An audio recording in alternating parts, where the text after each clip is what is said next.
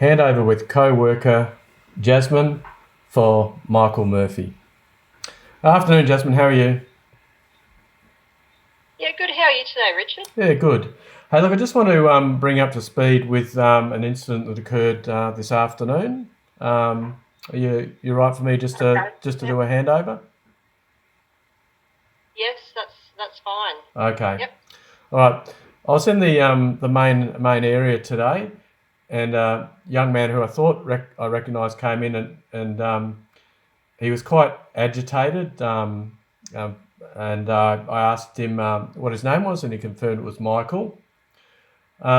Just so I don't forget, later in the conversation, when I was actually asking him his last name, he actually told me his last name was Fisher, but I've actually confirmed that it's Murphy. So I'm not quite sure why he told me a different last name, but it is actually Michael Murphy, and I haven't pursued that with him. I didn't want to upset him any further.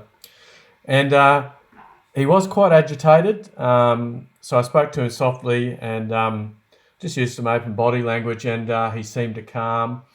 And he indicated to me that he was trying to get hold of some health records, and he tried to do it, or his own health records, and he tried to do it previously at the facility. He wasn't sure who he'd talked to, but he hadn't been successful in doing that.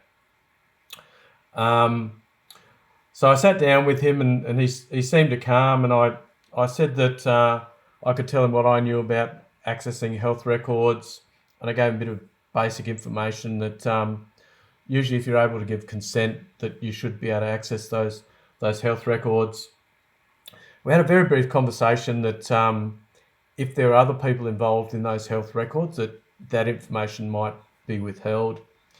And I also checked with him that if he did access the health records, that the information in there wouldn't upset him or cause him to consider causing self-harm, and he assured me that that wasn't the case. So after we'd had a brief discussion of what I knew, I directed him to one of the computers, over in the corner that the clients can access. Yeah. Yep. And I was able to help him get onto the Privacy and Rights of Children and Young People website for the Queensland Government, and he was quite happy looking at that.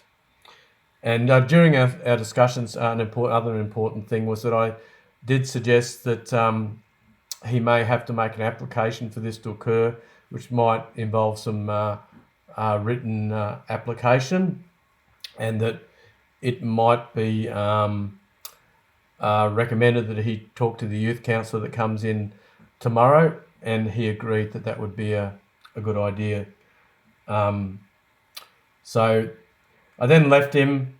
I was able to get in contact with the youth counsellor, and she said that she'd be able to meet with Michael tomorrow. Um, and when I saw him, he was just using the computer and surfing the web, and seemed quite settled. Do you have any questions, Jazz, before I leave? Yeah. How was his mood for the rest of this shift? That was quite good. Once, like, he started off very agitated, but when I was able to talk to him, Yep. reassure him, and point him in the right direction, he calmed down, and as I say, his afternoon was non-eventful. All right. And just in case he asks, when is his appointment tomorrow, and where is it? Okay, so his appointment tomorrow is at 9 o'clock, and it's in counselling room Yep. number 1. Okay. All right. No worries. Thank you so much, All right. I'll see Richard. you when I'm on a shift with you again. Bye. Okay. Thank you.